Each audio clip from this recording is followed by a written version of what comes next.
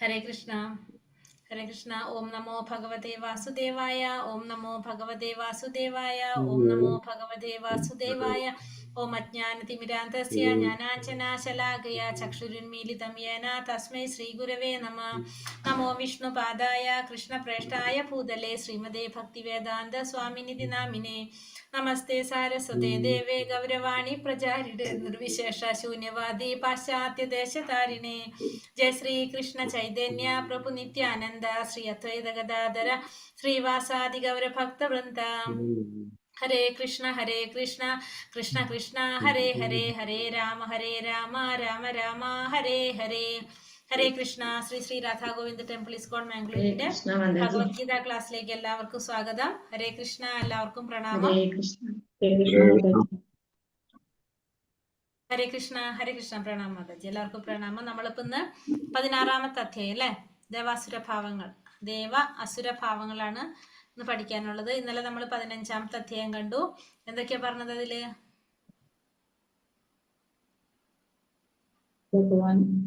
അശ്വത്ഥവൃക്ഷത്തിനെ കുറിച്ച് പറയും. വേരുകൾ മേൽപോട്ടും ശാഖകൾ കീഴ്പോട്ടും ആയിട്ടില്ല. അശ്വത്ഥവൃക്ഷം അതെന്താണ്? അശ്വത്ഥവൃക്ഷം ആത്മീയ ലോകത്തിന്റെ ഒരു നിഴലാണ്. ഭൗതികമായ ബന്ധങ്ങള്, ഭൗതിക ബന്ധങ്ങളാണ് എന്ത് പറയണത്? ആത്മീയ വൃക്ഷത്തിനോട് എന്താണ് വൃക്ഷത്തിന്റെ പേര് പറഞ്ഞല്ലോ? അശ്വത്ഥ വൃക്ഷത്തിനോട് പറഞ്ഞിരിക്കുന്നത് എന്തിനാണ്? ഭൗതികമായ ബന്ധങ്ങളോടാണ് ഉപമിച്ചിരിക്കുന്നത് അല്ലെ. നമ്മള് ഭൗതിക ബന്ധങ്ങളോടാണ് ഇതിന് ഉപമിച്ചിട്ടുണ്ടായിരുന്നത്. പിന്നെ വേറെന്താ പറഞ്ഞത്? അത് എന്താണ് ഇപ്പൊ സംഭവിക്കുന്നത്? അത് ഒന്നില്ലെങ്കിൽ ഒന്നിലേക്ക്, ഒരു ശാഖയിൽ നിന്ന് ഒരു ശാഖയിലേക്ക് ഇങ്ങനെ മാറിക്കൊണ്ടേ ഇരിക്കും. അപ്പൊ അതിനെ നമുക്ക് എന്ത് ചെയ്യണം? വിരക്തിയാകുന്ന ആയുധം കൊണ്ടാണ് അതിനെ കട്ട് ചെയ്ത് കളയേണ്ടതെന്ന് പറഞ്ഞു. ഭഗവാനിലോട് ആസക്തി ഉണ്ടാവണം. ഇത്തരത്തിലുള്ള ഭൗതിക ബന്ധങ്ങളോട് നമുക്ക് എന്തുണ്ടാകണം? വിരക്തി ഉണ്ടാകണം എന്ന് പറഞ്ഞു. പിന്നെന്താണ്?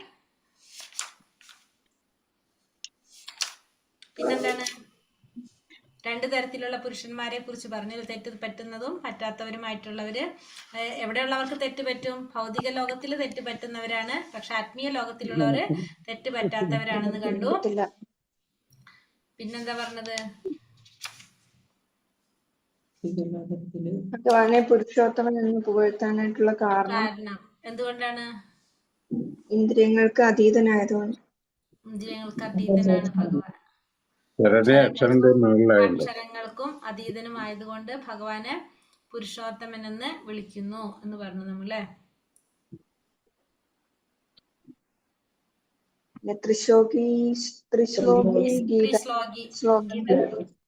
അത് ഏതൊക്കെയാ പറഞ്ഞത്? അതില് പറഞ്ഞിരുന്ന 16, 17, 18 അല്ലേ? 16, 17. ഒന്നിൽ അതില് പുരുഷന്മാരെ കുറിച്ചാ പറഞ്ഞല്ലേ. 2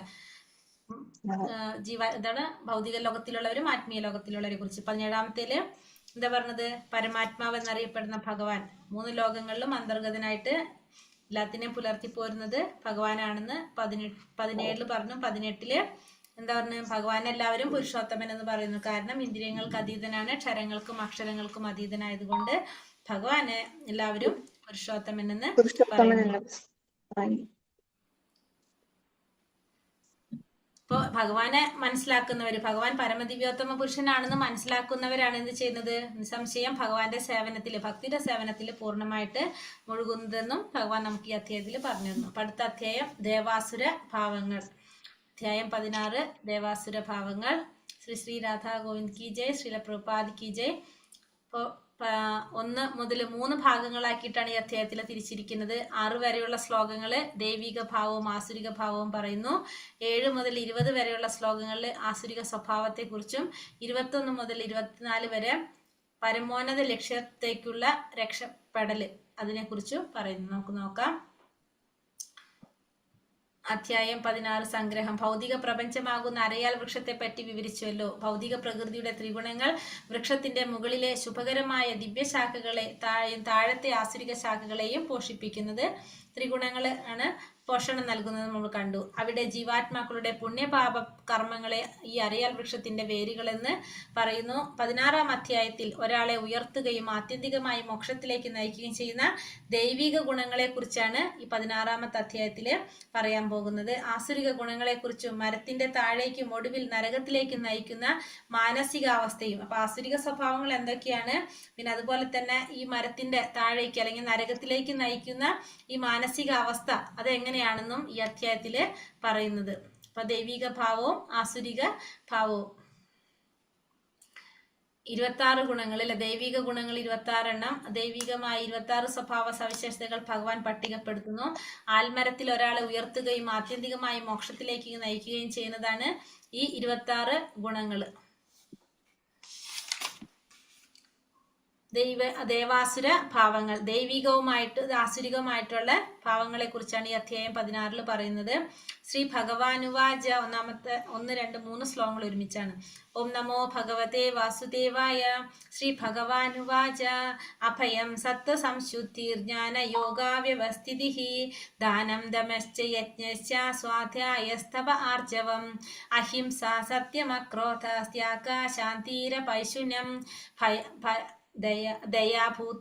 ഭൂതേശ്വലോലുപ്തം മാർദ്ദവം ഹ്രീരചാപലം തേജക്ഷമാധൃതി ശൗചം അദ്രോഹം നാതിമാന്യത ഭവന്തി സമ്പദം ദേവി അഭിജാതസ്യ ഭാരത.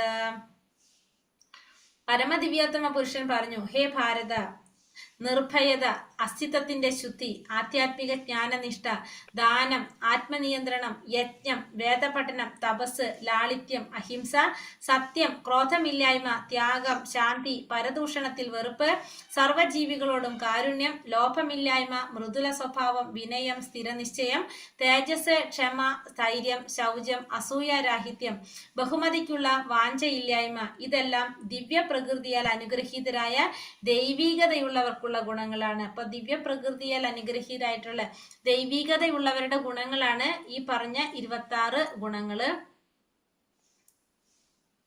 ഇല്ലല്ലേ, പട്ടികയില്ല. അപ്പൊ എന്തൊക്കെയാണ് പറഞ്ഞത്? നിർഭയത, അസ്തിത്വത്തിന്റെ ശുദ്ധി, ആധ്യാത്മിക ജ്ഞാനനിഷ്ഠ, ദാനം, ആത്മനിയന്ത്രണം, യജ്ഞം, വേദപഠനം, തപസ്, ലാളിത്യം, അഹിംസ, സത്യം, ക്രോധമില്ലായ്മ, ത്യാഗം, ശാന്തി, പരദൂഷണത്തിൽ വെറുപ്പ്, സഹജീവികളോട് കാരുണ്യം, ലോഭമില്ലായ്മ, മൃദുല സ്വഭാവം, വിനയം, സ്ഥിരനിശ്ചയം, തേജസ്, ക്ഷമ, ധൈര്യം, ശൗചം, അസൂയാരാഹിത്യം, ബഹുമതിക്കുള്ള വാഞ്ചയില്ലായ്മ. ഇതൊക്കെയാണ് ഈ ഭൗതിക പ്രകൃതിയാൽ ദിവ്യ പ്രകൃതിയാൽ അനുഗ്രഹീതരായിട്ടുള്ള ദൈവികതയുള്ളവർക്കുള്ള ഗുണങ്ങള്. ദിവ്യഗുണജാതരായവരെ പറ്റി അഥവാ ദൈവിക പ്രവണതയുള്ളവരെ പറ്റി പറയുമ്പോൾ അഭിജാത്യ എന്ന പദം ഉപയോഗിച്ചത് ശ്രദ്ധേയമാണ്. ദൈവികതയാർന്ന ചുറ്റുപാടുകളിൽ സന്താനാൽപ്പനം നടത്തിയതിനെയാണ് വൈദിക ഗ്രന്ഥങ്ങൾ ഗർഭാധാന സംസ്കാരം എന്ന് പറയുന്നത്.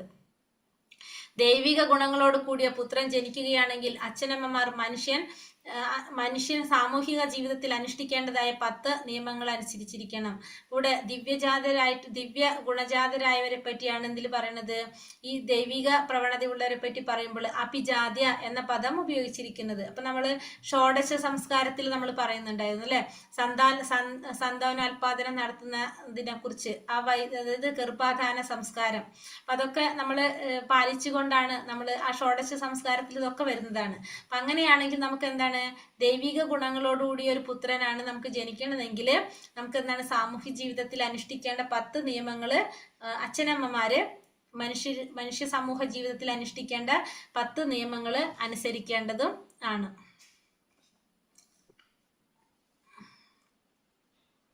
ദമ്പോ ദർപ്പോഭിമാനശ്ച ക്രോധ പാരുഷ്യമേവ ച അജ്ഞാനം ചാഭിജാതസ്യ പാർത്ഥ സമ്പാദമാസുരീം.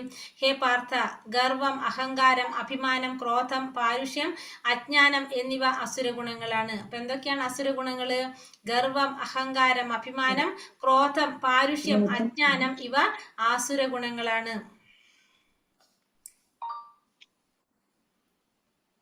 ഈ ശ്ലോകം നരകത്തിലേക്കുള്ള രാജവീതിയെ ചിത്രീകരിക്കുന്നു.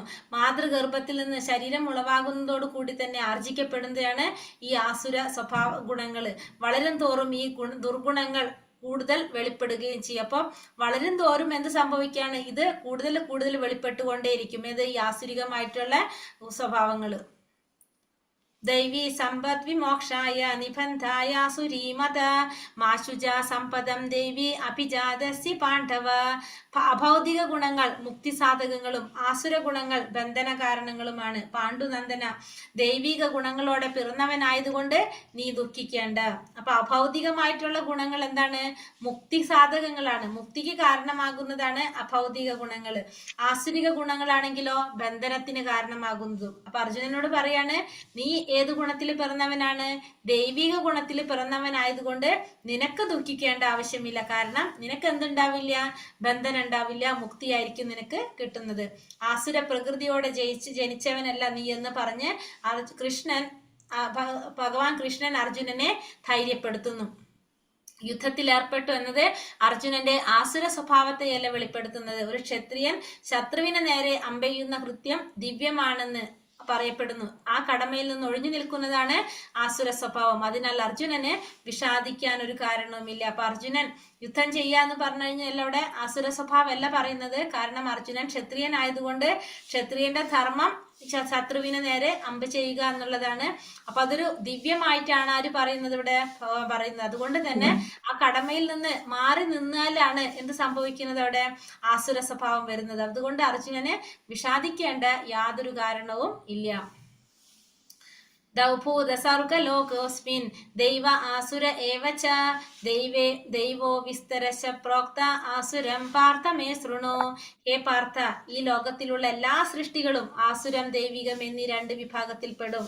ഞാൻ ദൈവിക ഗുണത്തെ പറ്റി വിസ്തരിച്ചു പറഞ്ഞുവല്ലോ. ഇനി ആസുരങ്ങളായവയെ കുറിച്ച് പറയാം. അപ്പൊ ഈ ലോകത്തില് രണ്ട് സൃഷ്ടികളെ ഉള്ളൂ. ഒന്ന് ആസുരികവും ഒന്ന് ദൈവികവും. രണ്ടിലൊന്നില് എല്ലാവരും വന്നിട്ടുണ്ട്. ഒന്നിലേക്ക് ദൈവികത്തിൽ വരും, അല്ലെങ്കിൽ ആസുരികത്തിൽ വരും. ഇവിടെ ദൈവികതയെ കുറിച്ച് പറഞ്ഞു. ഇനി ആസുരികമായിട്ടുള്ളതിനെ കുറിച്ച് വിവരിക്കാം. ആധികാരിക ധർമ്മഗ്രന്ഥങ്ങളുടെ വെളിച്ചത്തിൽ ആയിരിക്കണം ഒരാളുടെ പ്രവൃത്തി. ഇതിനെ ദിവ്യമായ മനോഭാവം എന്ന് പറയാം. വേദോക്ത പ്രമാണങ്ങളായ ജീവിത നിയമങ്ങളെ മറികടന്ന് തന്നിഷ്ടപ്രകാരം പ്രവർത്തിക്കുന്നവരാണ് ആസുര സ്വഭാവികള്. അപ്പൊ ആസുര സ്വഭാവികള് തന്നിഷ്ടത്തിന് പ്രവർത്തിക്കുന്നവരാണ്, ശാസ്ത്രവിധി അനുസരിക്കാത്തവരാണ്. നേരെ മറിച്ച് ശാസ്ത്ര ഗ്രന്ഥങ്ങളുടെ അടിസ്ഥാനത്തിൽ ഒരാളുടെ പ്രവൃത്തി ഉണ്ടെങ്കിൽ അതിനെ നമുക്ക് എന്ത് പറയാം? ദിവ്യമായ മനോഭാവമുള്ള വ്യക്തിയാണെന്ന് പറയാനായിട്ട് സാധിക്കും. അതായത് ദൈവിക ഗുണമുള്ള വ്യക്തിയാണെന്ന് പറയാനായിട്ട് സാധിക്കും. ഇനി ആസുരിക സ്വഭാവത്തെ കുറിച്ചാണ് പറയുന്നത്. പ്രവൃത്തിം ച നിവർത്തിം ച ജനാന വിദുരാസുരഃ ന ശൗചം ന പിശാചാരോ ന സത്യം തേഷു വിദ്യതേ.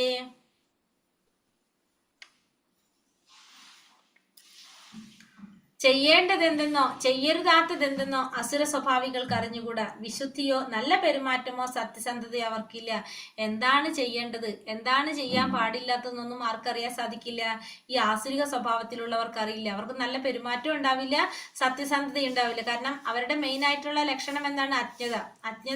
അജ്ഞതയാണ് അവരുടെ സ്വഭാവം. അപ്പൊ അതുകൊണ്ട് തന്നെ അവർക്ക് ചെയ്യേണ്ട കാര്യത്തെക്കുറിച്ചോ ചെയ്യാൻ പാടില്ലാത്ത കാര്യത്തെക്കുറിച്ചോ ഒന്നും അവർക്ക് അറിഞ്ഞുകൂടാ. കുളി, പല്ലുതേപ്പ്, വസ്ത്രം മാറ്റൽ മുതലായവ പതിവായി ശരീരം ചെയ്ത് ശുദ്ധമാക്കി വെക്കുന്നതിൽ എല്ലാവരും ശ്രദ്ധിക്കണം. അതാണ് ബാഹ്യശുദ്ധി എന്ന് പറയുന്നതാണ് ശരീരത്തിനെ ശുദ്ധീകരിക്കുന്നത്.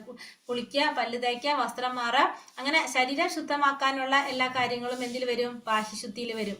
ആന്തരിക ശുചിത്വം എന്ന് പറയുന്നത് ഒരു വ്യക്തി എപ്പോഴും ഭഗവാന്റെ നാമങ്ങൾ സ്മരിക്കുകയും മഹാമന്ത്രം ജപിക്കുകയും വേണം. അപ്പോൾ ആന്തരിക ശുചിത്വം എന്ന് പറയുന്നത് എന്താണ് നമുക്ക് വേണ്ടത്? മഹാമന്ത്ര ജപത്തിലൂടെ നമ്മുടെ ആന്തരികമായിട്ടുള്ള മാലിന്യങ്ങൾ ഇല്ലാതാക്കുക. എപ്പോഴും ഭഗവാനെ സ്മരിച്ചുകൊണ്ട് ഭഗവത് നാമം ജപിച്ചുകൊണ്ട് നമ്മൾ എന്ത് ചെയ്യണം?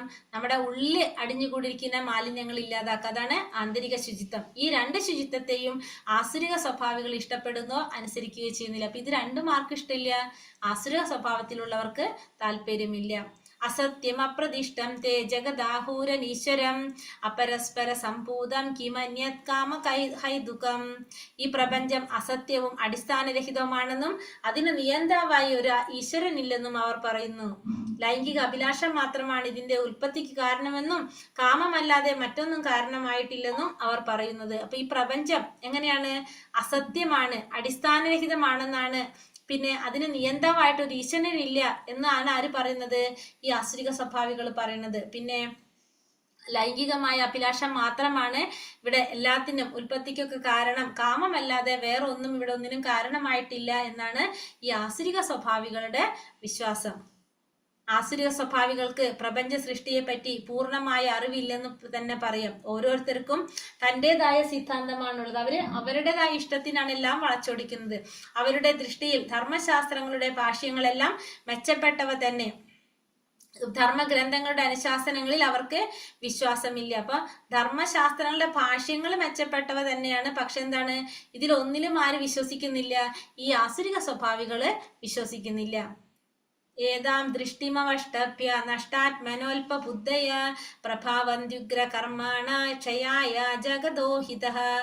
ഈ നിഗമനങ്ങളെ പിന്തുടർന്ന് സ്വയം നഷ്ടപ്പെട്ടവരും അസുരന്മാരുമായി അല്പബുദ്ധികൾ ലോകനാശകരങ്ങളായ കൊടുംക്രിയകളിൽ ഏർപ്പെടുന്നു. അപ്പൊ ഇത്തരത്തിലുള്ള നിഗമനങ്ങളൊക്കെ പിന്തുടർന്നുകൊണ്ട് അവരെന്താ ചെയ്യണത്? ഈ അസുരന്മാരും അല്പബുദ്ധികളുമായിട്ടുള്ളവര് ലോകനാശകരമായിട്ടുള്ള പ്രവർത്തികളിലാണ് ഇത്തരത്തിലുള്ളവര് ഏർപ്പെട്ടു പോകുന്നത്. ആധുനിക ലോകത്തിന്റെ വൻ നേട്ടമായി കരുതുന്ന അണ്വായുധത്തെ കുറിച്ച് ഈ ശ്ലോകം പരോക്ഷമായി പ്രവചിച്ചിരിക്കുന്നത്. എന്തിനെ കുറിച്ചാണ്? അണ്വായുധം. ഏതൊരവസരത്തിലും മഹായുദ്ധമുണ്ടാകാം. അണ്വായുധങ്ങൾ നാശം വിതയ്ക്കാം. അവ ലോക സംഹാരത്തിന് വേണ്ടി മാത്രം ഉണ്ടാക്കപ്പെട്ടവയാണ്. ഇതിനെ ഇവിടെ സൂചിപ്പിക്കുന്നു. ഈശ്വര വിശ്വാസം ഇല്ലാത്തത് കൊണ്ട് മനുഷ്യ സമൂഹം അത്തരം ആയുധങ്ങൾ കണ്ടുപിടിച്ചത് ലോകക്ഷേമത്തിനോ സമാധാനത്തിനോ വേണ്ടിയല്ല തന്നെ. അപ്പോൾ ഇത്തരത്തിലുള്ള അണ്വായുധങ്ങളൊക്കെ നമുക്ക് എന്താണ്? നാശം വിതയ്ക്കുന്നതാണ്. ലോകത്തിന്റെ സംഹാരത്തിന് വേണ്ടി മാത്രമാണ് നമ്മൾ ഈ അണ്വായുധം കൊണ്ട് വേറെ ഒന്നും ചെയ്യാനില്ലല്ലേ, സംഹരിക്കാൻ വേണ്ടി മാത്രമാണ് അത് ഉപയോഗിക്കുന്നത്. അപ്പൊ അത് ഈശ്വര വിശ്വാസം ഇല്ലാത്തത് കൊണ്ടും പിന്നെ മനുഷ്യ സമൂഹം അത്തരത്തിലുള്ള ആയുധങ്ങള് കണ്ടുപിടിക്കുന്നത്. അപ്പൊ അത് ലോകക്ഷേമത്തിനോ സമാധാനത്തിനോ വേണ്ടി അല്ല എന്നാണ് ഇവിടെ പറയുന്നത്. കാമമാശ്രിത്യ ദുഷ്പൂരം ദമ്പമാനാമദാന്വിതഃ മോഹാത് ഗൃഹീത്വസദ്ഗ്രാഹാൻ പ്രവർത്തന്തേഷു ജീവൃതഃ.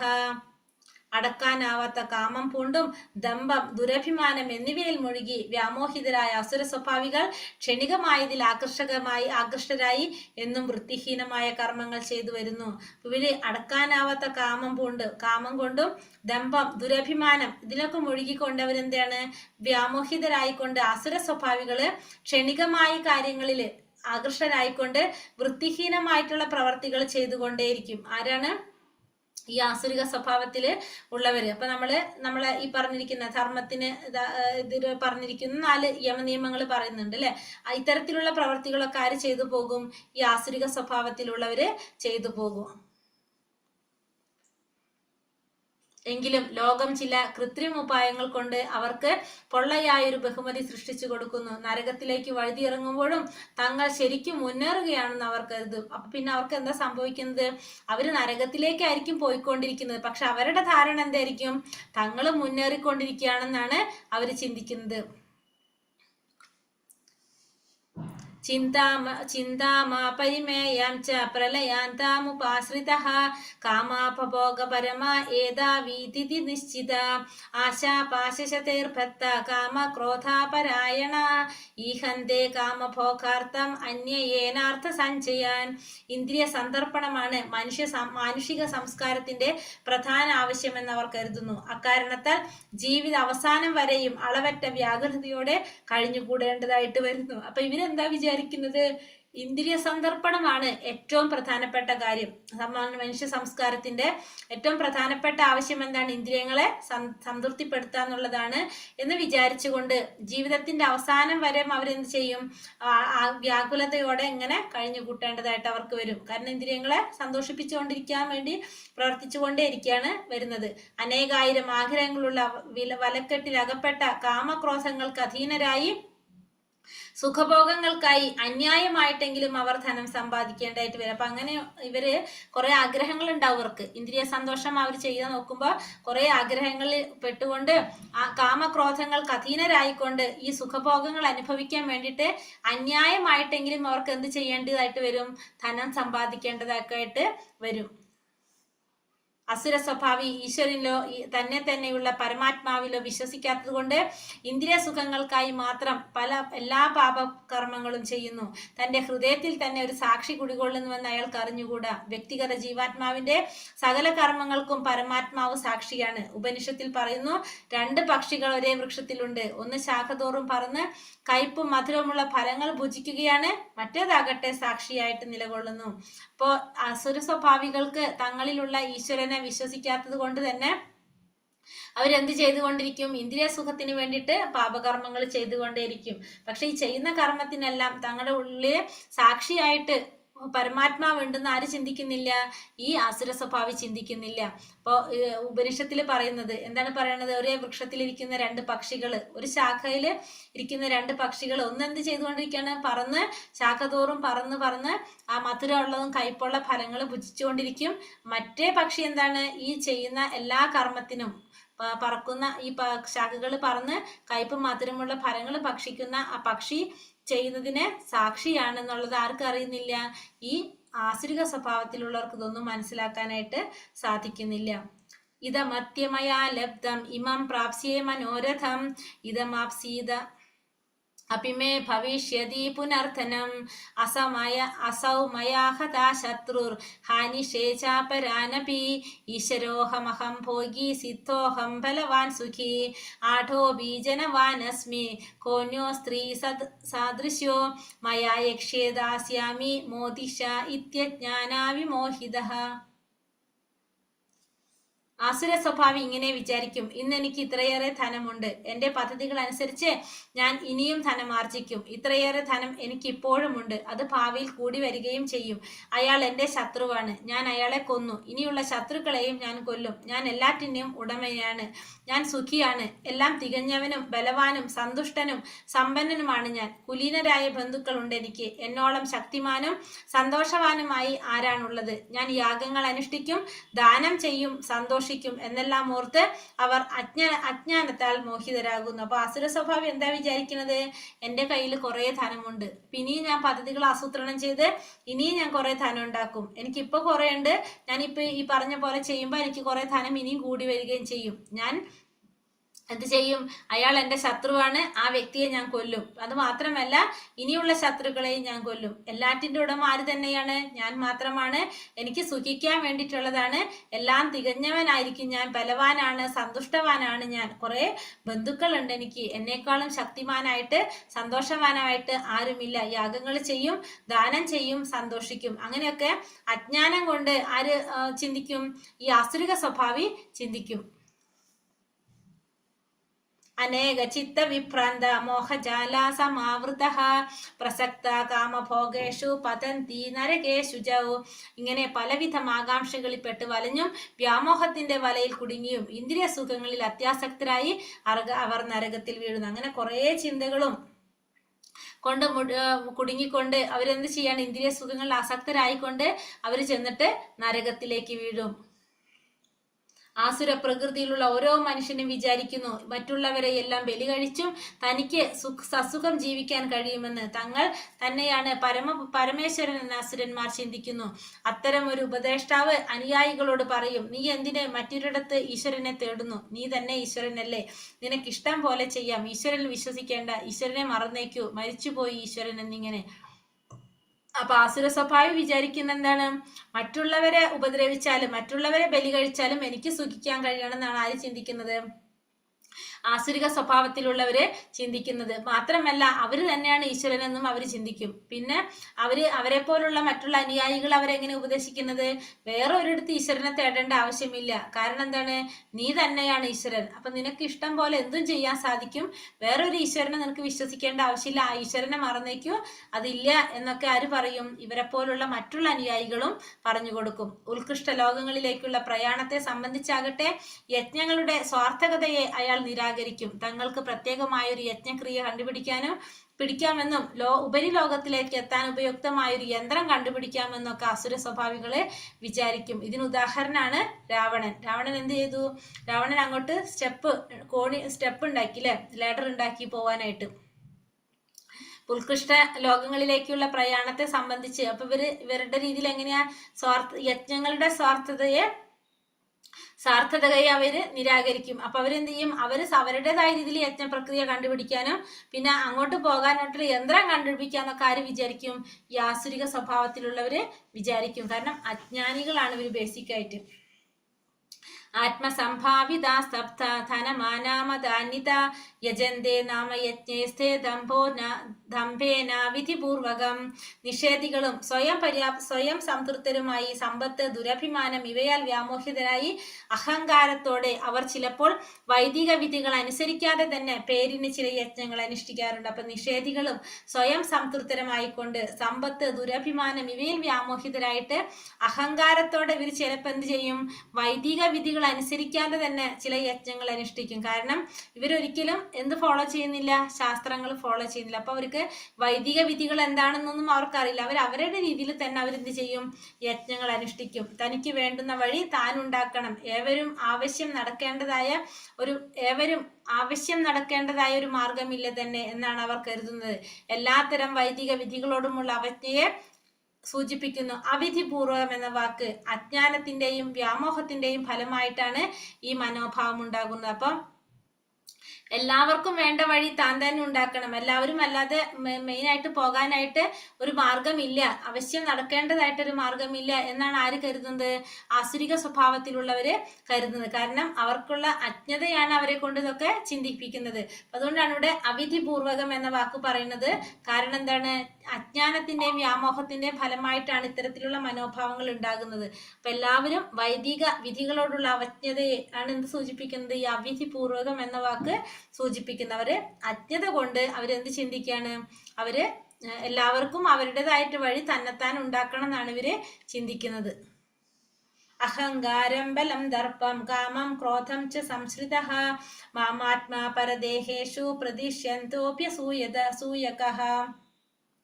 അസുരന്മാർ മിഥ്യാഹങ്കാരം, ബലം, ഗർവം, കാമം, ക്രോധം ഇവയാൽ സംഭ്രാന്തരായി തങ്ങളുടെയും അന്യരുടെയും ശരീരത്തിൽ കുടികൊള്ളുന്ന പരമദിവ്യോത്തമ പുരുഷനോട് ഈർഷ്യാലുക്കളായി തീർന്ന് ശരിയായ ധർമ്മത്തെ പഴിക്കുന്നു. അപ്പൊ ഇവിടെ അസുരന്മാര് മിഥ്യാഹങ്കാരം കൊണ്ട്, ബലം, ഗർവം, കാമം, ക്രോധം ഇവയാൽ സംഭ്രാന്തരായിക്കൊണ്ട് എന്താണ്? തങ്ങളുടെ അല്ലെങ്കിൽ അന്യരുടെ ശരീരത്തിൽ കുടികൊള്ളുന്ന പരമദിവ്യോത്തമ പുരുഷനായ ഭഗവാനിൽ ഈർഷ്യാലുക്കളായി തീർന്നുകൊണ്ട് അവരെന്ത് ചെയ്യും? ശരിയായ ധർമ്മത്തെ പഴിക്കും. അപ്പൊ അവര് ഭഗവാനെ അജ്ഞത കാരണം കൊണ്ട് അവരെന്ത് ചെയ്യാണ്?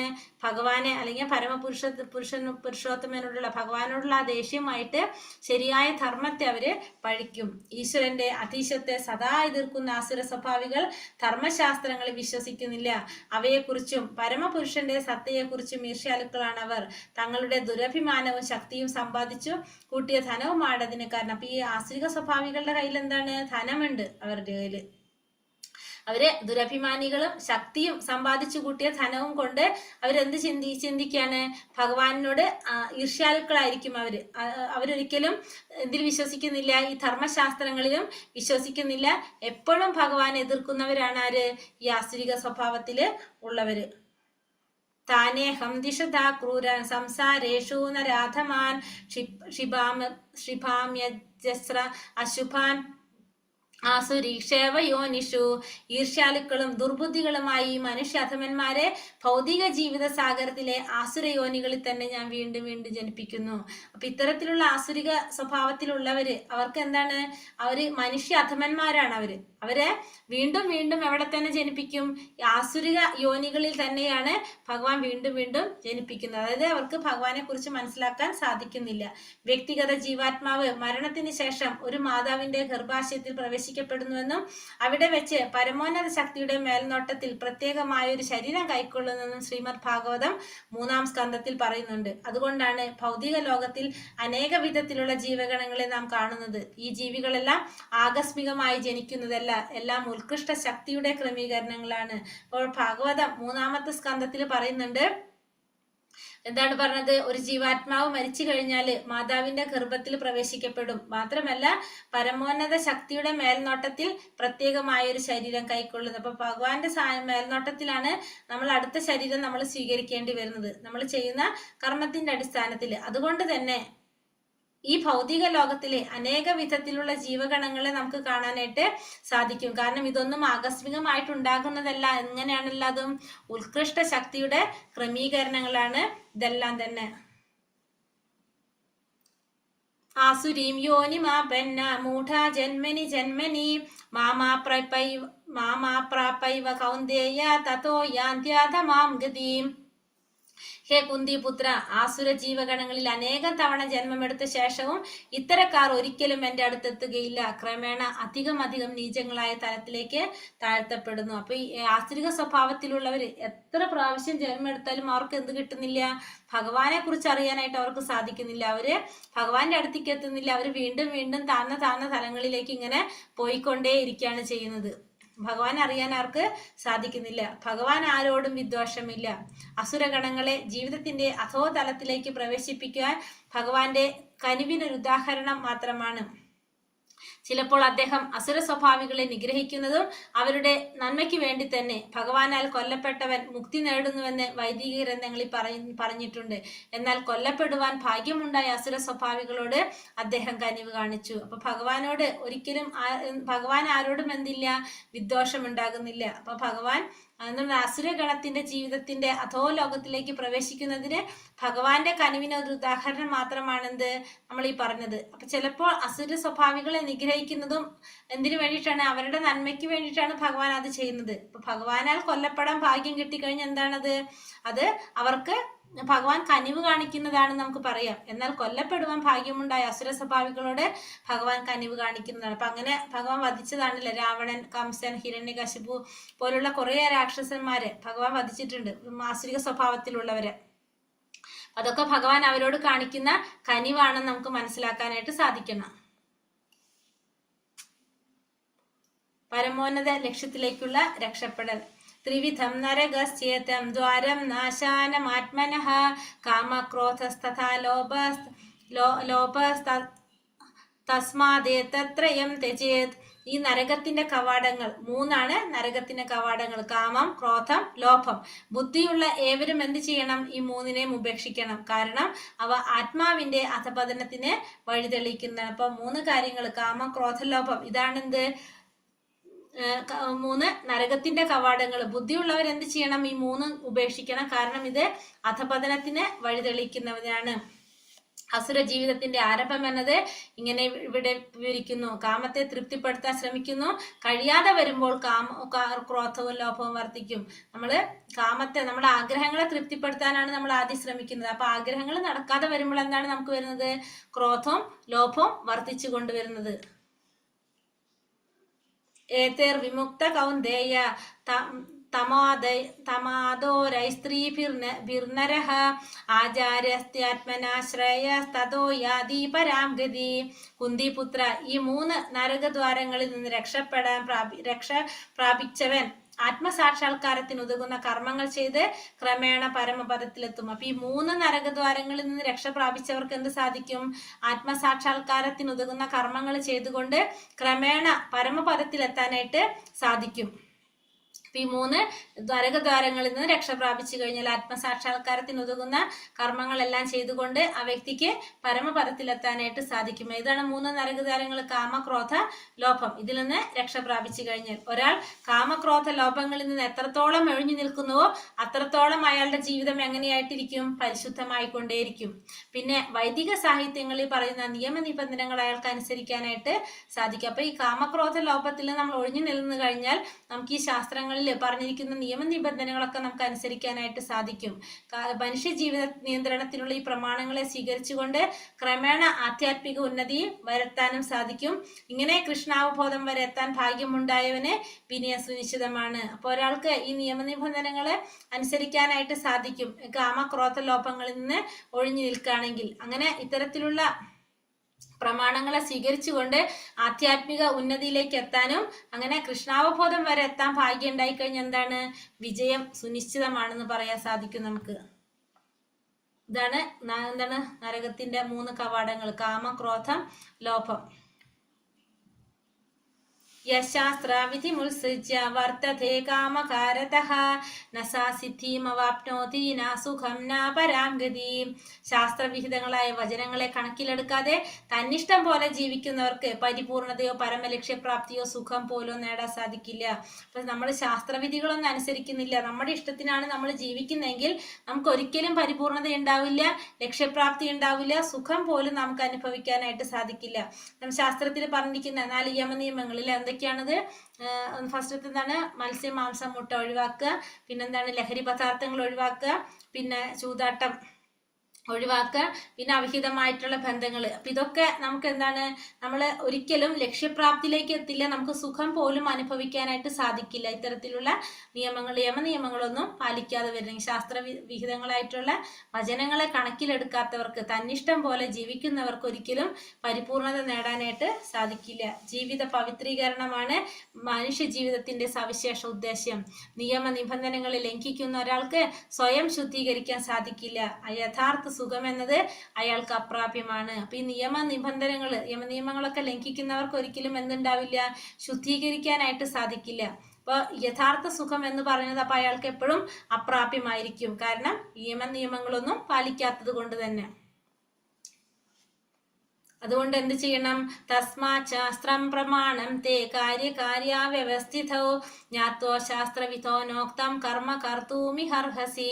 എന്തു ചെയ്യണം, എന്ത് ചെയ്യാൻ പാടില്ലെന്ന് ധർമ്മശാസ്ത്രങ്ങളുടെ അടിസ്ഥാനത്തിൽ ഒരാൾ മനസ്സിലാക്കണം. ഈ നിയമനിബന്ധനകൾ പഠിച്ചറിഞ്ഞ ശേഷം മാത്രം പ്രവർത്തിക്കുക, തന്മൂലം ക്രമേണ ഉന്നതി പ്രാപിക്കാം. അതുകൊണ്ട് തന്നെ എന്ത് ചെയ്യണം, എന്ത് ചെയ്യാൻ പാടില്ല എന്നുള്ളത് ശാസ്ത്രത്തിന്റെ അടിസ്ഥാനത്തിലായിരിക്കണം ഒരാൾ മനസ്സിലാക്കേണ്ടത്. അങ്ങനെ ആ നിയമനിബന്ധനകളെല്ലാം പഠിച്ചറിഞ്ഞ ശേഷം പ്രവർത്തിക്കുകയാണെങ്കിൽ ആ വ്യക്തിക്ക് ഉന്നതി പ്രാപിക്കാനായിട്ട് സാധിക്കും. ഭഗവാനെ കുറിച്ചുള്ള ജ്ഞാനം തരുന്ന പ്രമാണങ്ങളോടുള്ള വെറുപ്പാണ് മനുഷ്യ സമൂഹത്തിൽ എല്ലാ വീഴ്ചകൾക്കും കാരണം. നമ്മൾ എന്താണ്? നമുക്ക് ഭഗവാനെ കുറിച്ചുള്ള അറിവ് തരുന്ന ഗ്രന്ഥങ്ങളോടുള്ള വെറുപ്പ്, അതാണ് നമ്മുടെ എല്ലാ പ്രശ്നങ്ങൾക്കും കാരണം. മനുഷ്യ ജീവിതത്തിലെ ഏറ്റവും വലിയ അപരാധമാണത്. അതുകൊണ്ട് തന്നെ ഭഗവാന്റെ ഭൗതിക ശക്തിയായ മായ ക്ലേശത്രയത്താൽ നമ്മെ സദാ ദുഃഖിപ്പിച്ചു പോരുന്നത്. അപ്പൊ നമ്മൾ ഏറ്റവും വലിയൊരു അപരാധമാണ് ഭഗവാനെ കുറിച്ചുള്ള ജ്ഞാനം തരുന്ന പ്രമാണങ്ങളോടുള്ള വെറുപ്പ്. അപ്പൊ അതുകൊണ്ട് എന്ത് സംഭവിക്കുന്നത്? നമുക്ക് ഭൗതിക ശക്തിയായ മായ ക്ലേശത്രയത്താൽ നമ്മളെ സദാ ദുഃഖിപ്പിച്ചുകൊണ്ടിരിക്കും. അപ്പൊ അങ്ങനെ വരുമ്പോൾ നമ്മൾ അവിടെ ആര് കയറി പിടിക്കും? മായയുടെ സ്വാധീനം നമ്മളെ ബാധിക്കും. ശരിക്കും ഉചിതവും ഒരു വിശ്വാസിനുമായ ഒരു ആധ്യാത്മിക ഗുരുവിനെ വഴികാട്ടിയായി ലഭിക്കുന്ന ഒരാൾക്ക് സമുത്കൃഷ്ടമായ പദത്തിലേക്ക് ഉയരാൻ സാധിക്കും. അതോടെ ജീവിത വിജയം കൈവരിക്കുകയും ചെയ്യും. അപ്പൊ ഇതിനൊരു പരിഹാരം നമുക്ക് എന്താണ്? ഒരു ഗുരുവിന്റെ സഹായത്തോടെ ഗുരുവിൽ നിന്ന് ഉള്ള അറിവ് നേടിക്കഴിഞ്ഞ് നമുക്ക് എന്ത് സാധിക്കും? ആ ഉന്നതമായിട്ടുള്ള പദവിയിലേക്ക് എത്താനായിട്ട് സാധിക്കും. അങ്ങനെ വിജയം കൈവരിക്കാനായിട്ട് സാധിക്കും. അപ്പോൾ ഒരു വഴികാട്ടിയായിട്ട് ആരുണ്ടാവണം? ഒരു ഗുരു നമുക്ക് ഉണ്ടായിരിക്കണം. ഹരേ കൃഷ്ണ കൃഷ്ണ കൃഷ്ണ ഹരേ ഹരേ, ഹരേ രാമ രാമ രാമ ഹരേ ഹരേ. വഞ്ചാകൽപതരൂപേശ്ച കൃപാ സിന്ധോഭ്യവച പതിതാനാം പാവനേഭ്യോ വൈഷ്ണവേഭ്യോ നമോ നമഃ. अनंत कोटि वैष्णव वृंद की जय, श्रील प्रभुपाद की जय, गुरुदेव की जय, निताय गौर ब्रह्मानंदे, हरि हरि बोल. हरे कृष्णा. क्वेश्चन आंसर നോക്കാം നമുക്ക്.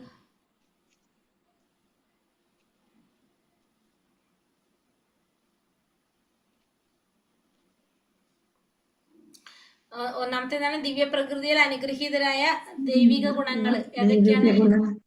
26 ഗുണങ്ങളുണ്ട്. 26 നിർഭയത, ദാനം, ആത്മനിയന്ത്രണം, യജ്ഞം, തപസ്, ലാളിത്യം, വേദപഠനം, തപസ്, ലാളിത്യം, അഹിംസ, ക്രോധമില്ലായ്മ, ത്യാഗം, ശാന്തി, ദൂഷണത്തിൽ വെറുപ്പ്, കാരുണ്യം, ലോഭമില്ലായ്മ, മൃദുല സ്വഭാവം, വിനയം, സ്ഥിരനിശ്ചയം, തേജസ്, ക്ഷമ, ധൈര്യം, ശൗച്യം, അസൂയരാഹിത്യം, ബഹുമതിക്കുള്ള വാഞ്ചയില്ലായ്മ. അതൊക്കെയാണ് 26 ഗുണങ്ങൾ. അത് ഇനി എടുത്ത് പറയണ്ടല്ലോ, ബുക്കിലുള്ളതല്ല കറക്റ്റ് ആയിട്ട്. ലോകത്തിലുള്ള എല്ലാ സൃഷ്ടികളും ഉൾപ്പെടുന്ന 2 വിഭാഗം എന്താണ്? ജനിച്ചവരും ആസുരികവും ദൈവികവുമായിട്ടുള്ളത് അല്ലെ? 2 തരം, ആസുരികമായിട്ടുള്ള ദൈവികമായിട്ടുള്ളതും. 2 തരം ശുചിത്വം ഏതൊക്കെയാണ്? അന്തരശുദ്ധിയും ആന്തരിക ശുദ്ധിയും. ആന്തരികവും ബാഹ്യശുദ്ധിയും ആന്തരിക ശുചിയും. ബാഹ്യശുദ്ധി നമ്മൾ ശരീരം വൃത്തിയാക്കുന്നത്, ആന്തരികം നാമജപത്തിലൂടെ. വ്യക്തിഗത ജീവാത്മാവിന്റെ സകല കർമ്മങ്ങൾക്കും സാക്ഷി ആരാണ്? പരമാത്മാവ്. പരമാത്മാവ്. നരകത്തിന്റെ 3 കവാടങ്ങള് കാമം, ലോഭം. കാമക്രോധ ലോഭം. എങ്ങനെയുള്ളവർക്ക് പരിപൂർണതയോ പരമലക്ഷ്യ പ്രാപ്തിയോ സുഖമോ നേടാൻ സാധിക്കില്ല? ശാസ്ത്രവിധികളായ വചനങ്ങളെ കണക്കിലെടുക്കാതെ തന്നിഷ്ടം പ്രവർത്തിക്കുന്നു. തന്നിഷ്ടം പ്രവർത്തിക്കുന്നവർക്ക് അല്ലെ, ശാസ്ത്രവിധികളൊന്നും അനുസരിക്കാതെ തന്നിഷ്ടം പ്രവർത്തിക്കുന്നവർക്ക്. യമനിയമങ്ങൾ ഏതൊക്കെയാണ്? മത്സ്യമാംസാദികൾ ഉപേക്ഷിക്കുക, അഹിംസ, ലഹരി, ചൂതുകളി, അവിഹിതം. മനുഷ്യ സമൂഹത്തിൽ എല്ലാതരം വീഴ്ചകൾക്കും കാരണം എന്താണ്? ഭഗവാനെ കുറിച്ചുള്ള ജ്ഞാനം തരുന്ന പ്രമാണങ്ങളോടുള്ള വെറുപ്പ്. ഒരു വ്യക്തിക്ക് എങ്ങനെ ജീവിത വിജയം കൈവരിക്കാൻ സാധിക്കുമെന്നാണ് പറയുന്നത്? ഒരു വിശ്വാസനുമായ ഒരു വഴികാട്ടിയായി ഒരു ഗുരുവിനോട് അല്ലെ, ഒരു ഗുരുവിന്റെ നേതൃത്വത്തിൽ പരിശീലിക്കുകയാണെങ്കിൽ നമുക്ക് എന്ത് സാധിക്കും? ബുദ്ധിതനും വിശ്വാസിനുമായ ഒരു ആധ്യാത്മിക ഗുരുവിനെ വഴികാട്ടിയായിട്ട് ലഭിക്കുന്ന പക്ഷം നമുക്ക് എന്ത് സാധിക്കും? വിജയം കൈവരിക്കാനായിട്ട് സാധിക്കും.